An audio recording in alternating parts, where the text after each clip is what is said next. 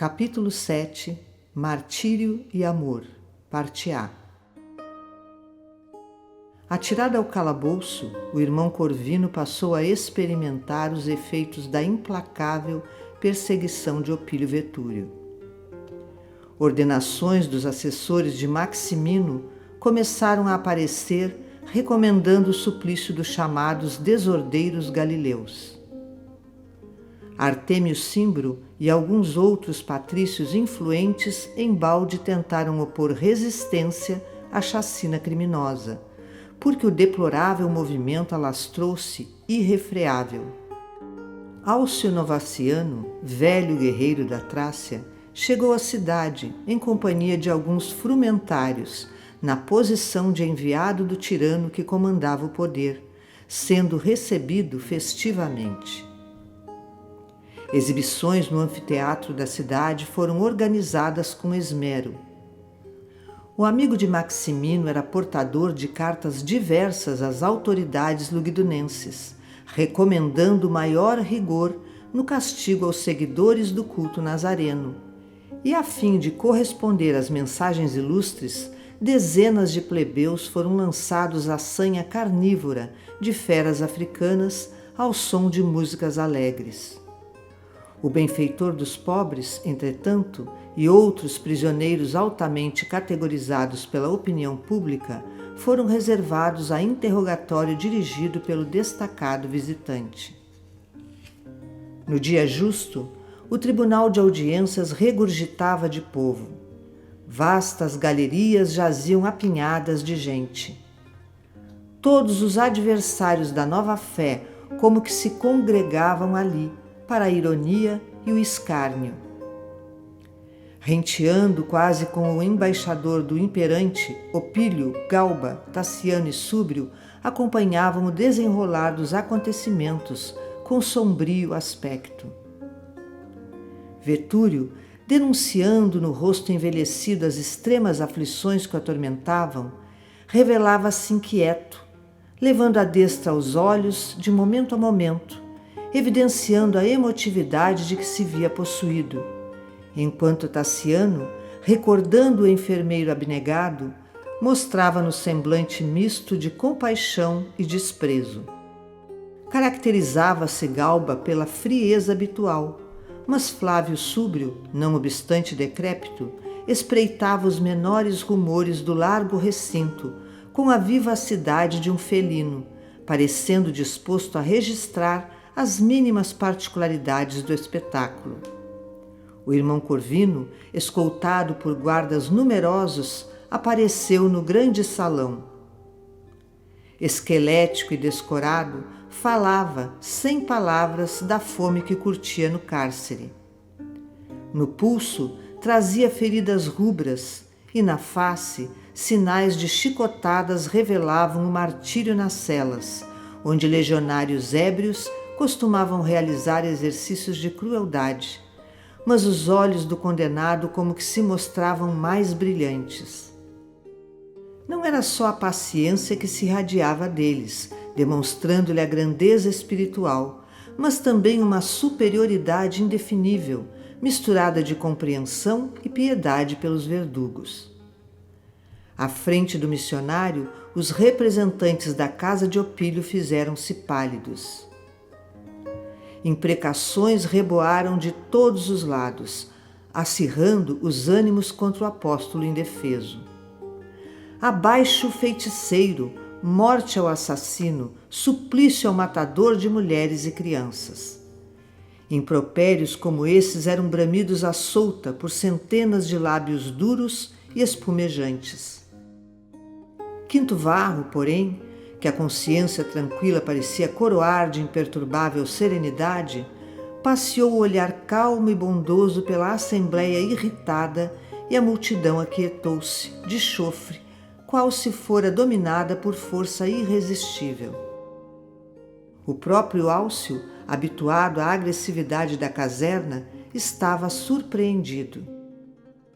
Levantou-se, imponente, e tentando em vão assumir o aspecto respeitável de um magistrado, arengou por alguns minutos, salientando as preocupações do governo na eliminação do culto proibido e advertindo os cidadãos contra a ideologia religiosa que pretendia confundir escravos e senhores. Em seguida, dirigiu-se solenemente ao presbítero, notificando: creio-me exonerado de qualquer consideração para com os prisioneiros sem títulos que os recomendem ao respeito do Estado. Contudo, tantos empenhos foram interpostos junto de minha autoridade em vosso favor, tantas famílias aristocráticas se interessam por vosso destino, que me sinto no dever de ajuizar quanto à vossa situação com especial benevolência. Corvino escutava o legado serenamente, mas insopitável inquietude dominava a multidão. Sois acusado de haver provocado a morte de uma criança, prosseguiu Novaciano empertigado, para cultivar sortilégios malignos e de haver assassinado uma distinta dama patrícia, doente e irresponsável, depois de atraí-la, provavelmente com promessas de cura imaginária. Todavia, ponderando as solicitações de vários principais, dignar-me-ei analisar o processo alusivo às culpas referidas, tratando-vos como cidadão do Império, mas antes de tudo, desejo certificar-me de vossa fidelidade às nossas tradições e princípios, uma vez que sois indicado como membro da seita renegada, para cuja extinção não possuímos outros recursos que não sejam o exílio, a punição ou a morte. Fez ligeiro intervalo, fixou o presbítero de frente, buscando em vão suportar-lhe o olhar confiante e calmo, e inquiriu: em nome do imperador Maximino, exorto-vos a jurar lealdade aos deuses e obediência às leis romanas. Varro, concentrado em si mesmo, evidenciando longa distância espiritual da atmosfera de crueldade e pequenez que predominava no recinto, respondeu com firmeza e simplicidade: ilustre legado, consoante as lições do meu mestre, sempre dei a César o respeito que César espera de mim. No entanto, não posso sacrificar aos ídolos, porque sou cristão e não desejo abandonar minha fé. Que ousadia! Exclamou Novaciano, encolerizado, enquanto o populacho prorrompeu em gritos. Morte ao traidor, degolem o celerado. O religioso, porém, não expressou a mínima alteração facial. O juiz agitou o pequeno martelete de bronze, exigindo silêncio, e voltou a interpelar. Sois atrevido até o insulto? Rogo-vos desculpa se a minha palavra incomoda. No entanto, indagais e respondo por minha vez. A atitude serena e digna de Corvino de novo impusera quietação à grande assembleia. Alcio enxugou o suor copioso que lhe corria da fronte enrugada e tornou: confessais, então, vosso conúbio com a seita maldita dos nazarenos? Não vejo qualquer maldição nela, replicou o preso sem azedume. Os seguidores do Evangelho são amigos da fraternidade, do serviço, da bondade e do perdão. O emissário de César passou a destra pela calva oleosa, brandiu um bastão de prata no estrado em que se apoiava e bradou: sois apenas velha quadrilha de mentirosos. Que fraternidade poderia ensinar-vos um Galileu desconhecido que vos induz ao suplício há quase 200 anos? Que serviço prestaríeis à coletividade, pregando a indisciplina entre os escravos com falaciosas promessas de um reino celestial? Que bondade exerceríeis conduzindo mulheres e crianças ao espetáculo sangrento dos circos? E que perdão conseguireis exemplificar quando o vosso heroísmo não passa de vileza e humilhação? Varro percebeu a dureza intelectual do inquiridor e objetou: nosso mestre padeceu na cruz por sentir-se o irmão maior da humanidade necessitada, não de força bruta ou de violência, mas de valor moral para compreender a grandeza do Espírito eterno. O serviço para nós não é a exploração do homem pelo homem, e sim o livre acesso da criatura ao trabalho para o engrandecimento dos méritos pessoais de cada um. A bondade em nosso campo de ação é... Alcio, entretanto, cortou-lhe a palavra, gesticulando furioso. Calai-vos, por que aturar o vosso sermão sem nexo? Ignorais, porventura, que posso decidir sobre o vosso destino? Nossos destinos jazem nas mãos de Deus, retorquiu Varro sereno. Sabeis que posso lavrar a vossa sentença de morte? Respeitável legado, o poder transitório do mundo está em vossas determinações. Obedecei a César, ordenando o que vos aprouver. Obedecerei a Cristo, submetendo-me à vossa vontade. Novaciano trocou expressivo olhar com Vetúrio, como se estivessem acertando, em silêncio, os pontos de vista que lhes eram comuns e clamou: não tolero o sarcasmo. Convocou um dos assessores e recomendou que o prisioneiro recebesse 3 chicotadas de relho curto na boca. Um guarda de aspecto feroz foi o escolhido. Varro, enquanto açoitado, parecia em oração. O sangue borbotava-lhe dos lábios, escorrendo sobre a túnica humilde, quando um jovem, aproximando-se, ajoelhou-se junto dele e exclamou em pranto: Pai Corvino, eu sou teu filho. Recolheste-me quando eu vagava na rua, sem ninguém. Deste-me uma profissão e uma vida digna. Não sofrerás sozinho. Estou aqui. Todavia, no estupor geral que a cena impunha aos circunstantes, o benfeitor ferido, embora sangrando, inclinou-se para o rapaz e rogou: Crispo, meu filho, não afrontes a autoridade. Por que te rebelas assim, se ainda não foste chamado? Meu pai, soluçou o jovem quase menino, também quero testemunho, desejo provar minha fidelidade ao Senhor. E voltando-se para o representante de César, declarou: eu também sou cristão. Corvino acariciou-lhe os cabelos em desalinho e continuou: esqueceste que a maior exemplificação dos seguidores do Evangelho não é a da morte, e sim a da vida? Não sabes que Jesus espera de nós a lição do amor e da fé onde respiramos? Meu testemunho no tribunal ou no anfiteatro será dos mais fáceis, mas poderás honrar o nosso Mestre de maneira mais sacrificial e mais nobre, trabalhando por ele, em benefício dos nossos irmãos em humanidade e por ele sofrendo dia a dia. Vai em paz, não desrespeites o mensageiro do imperador.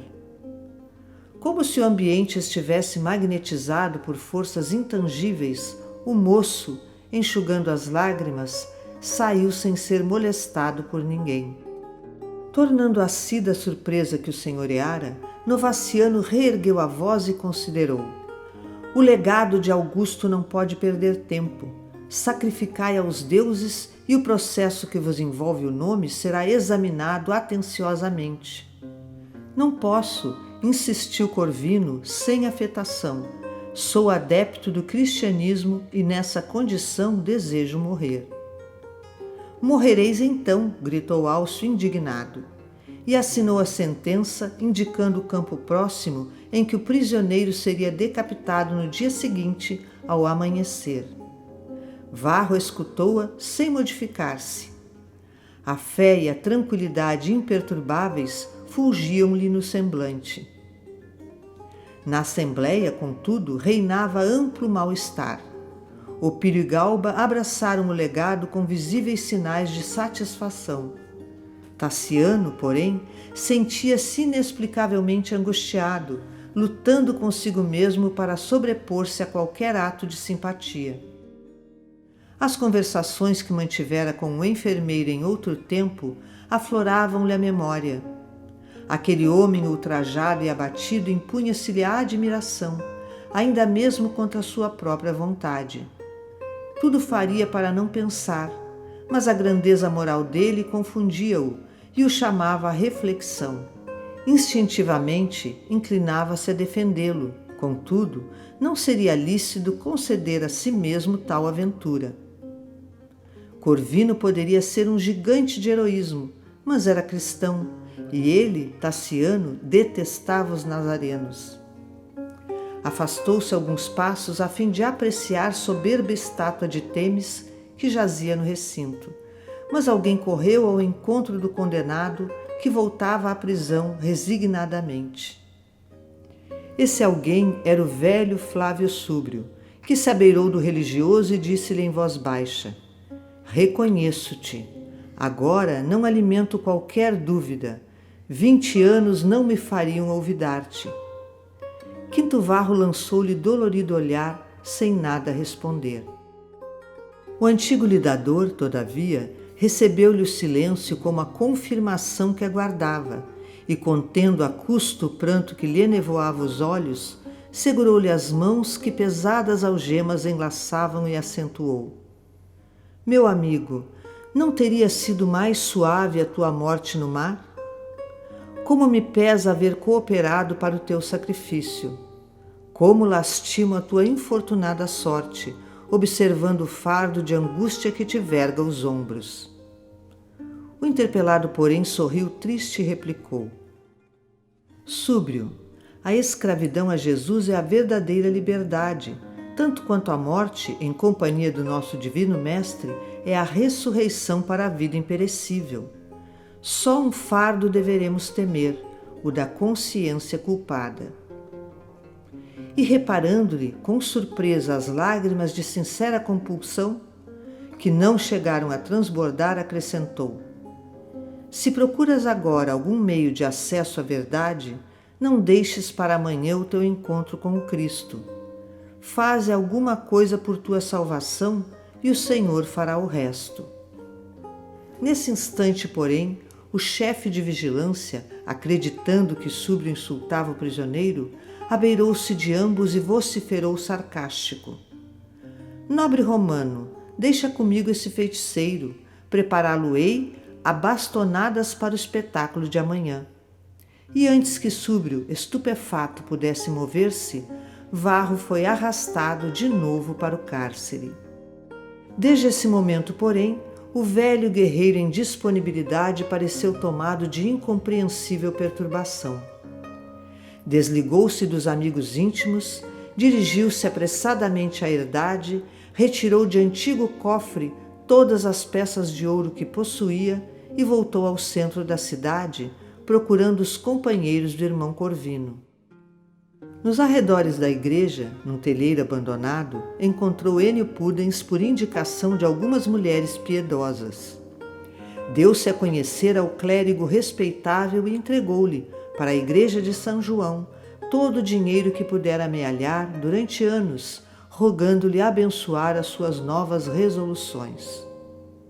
Ênio, comovido, orou em companhia dele, deprecando a assistência celestial e confortando-o com generosas palavras de bondade, compreensão e fé. Apesar de semelhante socorro, o velho soldado parecia diferente, abstraído, dementado. Em vão, Opílio procurou-o em casa, de balde Tassiano buscou-lhe a companhia. Súbrio retirara-se para o campo, mantendo-se em meditação, a reconsiderar os caminhos percorridos. Tornou ao ambiente doméstico nas primeiras horas da madrugada, mas não conseguiu acalmar-se. Quando Vetúrio veio acordá-lo para seguirem juntos no rumo do campo da execução, já havia seguido para o local onde Galba e o pai a ele se reuniram. Tassiano absteve-se. Alegou súbita indisposição orgânica a fim de subtrair-se ao espetáculo. Não desejava enfrentar a presença de Corvino, cuja serenidade o molestava. Não obstante a hora matutina, vasta multidão se aglomerava na Praça Livre, não faltando grande número de personalidades eminentes, inclusive Novaciano, que se sentira fortemente impressionado com a resistência moral do prisioneiro. Atendidas as formalidades então vigentes, o representante de Maximino ordenou ao carrasco se aproximasse. O irmão Corvino, evidenciando indescritível ansiedade no olhar percussiente e límpido, fitava o grupo de Opílio à procura de alguém que não aparecia. Pesados momentos transcorreram. A natureza, como que indiferente aos crimes e aos infortúnios dos homens, engalanava-se de luz. O sol coroava a paisagem com raios de ouro, enquanto o vento cantava em sopros frescos, carreando para longe a fragrância das ramarias em flor. Entristecido, uma vez que não conseguira surpreender Tassiano na Assembleia Popular que o rodeava, Quinto Varro passou a oração silenciosa. Espiritualmente distanciado do ensurdecedor vozerio, observou que vultos luminosos o acariciavam. Lembrou-se insistentemente do venerando Corvino e sentiu-se consolado com a perspectiva de igualmente morrer na reafirmação de sua fé. Procurava aguçar os sentidos para penetrar com segurança no mundo invisível, quando escutou os gritos estentóricos de alguém junto dele. Era Flávio Súbrio que bradava possesso. Eu também sou cristão. Abaixo os deuses de pedra. Viva Jesus! Viva Jesus! Prendam-me! Prendam-me com razão. Sou um assassino que se transforma. Já matei muitos. Matem-me agora também. Infelizes romanos, por que converterdes a honra dos antepassados em um rio de sangue? Somos todos celerados sem remissão. Quero por isso a nova lei.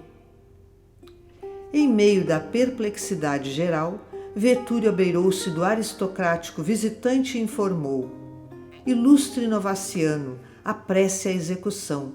Flávio Súbrio é comensal de minha casa há muitos anos e acaba de enlouquecer, talvez, em razão da idade avançada. Incumbir-me-ei de afastá-lo sem qualquer inconveniência. A ordem foi expedida. O condenado ajoelhou-se. Artêmio Cimbro, que ninguém ousava incomodar, em virtude das suas prerrogativas, aproximou-se dele, valorosamente cobriu-lhe o rosto com pequena toalha de linho tenuíssimo, a fim de que a cena brutal lhe não ferisse a visão. Glabro Hércules, antigo gladiador do anfiteatro, agora convertido em verdugo, ergueu o gládio com mãos trêmulas, descendo o instrumento sobre o pescoço da vítima. Todavia, poderes invisíveis atuavam para que o gume da espada não atingisse o lugar visado. Havendo desferido o terceiro golpe, recebeu do legado de César a determinação de sustar o serviço. Existia uma lei proibindo o quarto golpe em qualquer decapitação. Quinto Varro, banhado em sangue, foi por isso transferido para o calabouço, onde agora lhe assistia o direito de morrer lentamente. Vetúrio acompanhou as mínimas particularidades do quadro terrível, sem alterar-se, e quando voltou a procurar por Flávio Súbrio, que se distanciara para não ver a horrenda exibição, não mais o encontrou.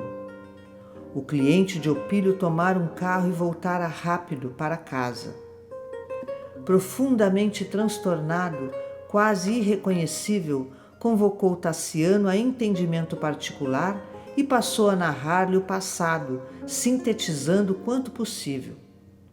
O moço patrício, boquiaberto e aterrado, ouvia-lhe as reminiscências quando Vetúrio chegou suarento e aflito e, adivinhando o que se passava, tentou interrompê-lo. Flávio Súbrio enlouqueceu, rugiu irado. Não, Tassiano, não, protestou ele em voz firme. Meu juízo não está desequilibrado. Minha saúde nunca foi tão robusta quanto agora. Minha consciência apenas acorda para justiçar a si mesma. Tenho crimes sobre crimes. Não perpetrarei mais esse, o de ocultar-te a realidade. Corre ao campo da execução e, se teu pai ainda vive, não lhe prives do teu carinho à última hora. Seguirei contigo, seguirei contigo. Opílio, desesperado, revelando o comprometedor desequilíbrio que de modo algum se coadunava com o seu temperamento calculado e cortês, interferiu gritando: "Cão, recua! Não quebrarás a harmonia de minha casa.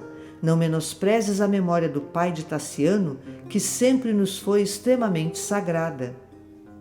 Com as veias entumecidas, denunciando a emotividade que lhe oprimia a alma, Súbrio estampou feroz expressão na fisionomia, dantes fleumática e impenetrável, e retorquiu: "Não é verdade, Tassiano." Opílio recomendou-me apunhalar Quinto Varro sobre as águas, mas por gratidão ao passado poupei-o, assassinando um apóstolo que o acompanhava e que certamente lhe legou o nome. Ainda que eu morra, estou agora mais aliviado, quase feliz. Extravasei o fel que me envenenava o coração. Expeli algo de minha própria baixeza. Todavia, não percamos tempo, sigamos. Vetúrio, porém, de imediato, cingiu-lhe a cintura e imobilizou-lhe os braços, chamando os servos, alarmado e lívido. Escravos musculosos, em obediência ao amo, trancafiaram-no em aposento primorosamente mobiliado, mas escuro e triste. O lidador do pretérito, não obstante a senectude, mostrava naquela hora a agilidade de um tigre posto a ferros, tentando reagir à altura da agressão. Todavia, antes que Opílio e o esposo de Helena se retirassem, Súbrio calou-se inexplicavelmente. Brilhavam-lhe agora os olhos tomados de estranha lucidez, e transcorridos alguns instantes falou pausadamente: "Tassiano, minha história é a versão real dos fatos. Algo me diz ao espírito que teu pai ainda não partiu. Vetúrio encarcerou-lhe, supondo asfixiar a verdade. Naturalmente, acredita que poderá reter-me, quanto fez com tua desventurada mãe. Entretanto, engana a si mesmo, mais uma vez. E já que me sinto impossibilitado de uma confissão à frente do legado de Augusto, a fim de receber o castigo que mereço, morrerei para que creias em mim. Troco minha vida prejudicial e inútil pelos momentos de consolo que Varro nos merece." Opílio desferiu uma risada nervosa, reiterando a convicção de que o companheiro delirava. Súbrio, no entanto, continuou calmo, dirigindo-se ao rapaz: "Quando eu tiver punido a mim mesmo, pondera a minha revelação e não vaciles." Vetúrio, porém, impediu qualquer novo entendimento. Arrastou o genro para o interior doméstico, convidando-o a preparar-se para a refeição. No triclínio, buscou dissipar a tristeza do filho adotivo, ensaiando conversação alegre e calmante, e, findo o repasto, passaram a breve repouso em amplo terraço, ambos procurando distração e refazimento.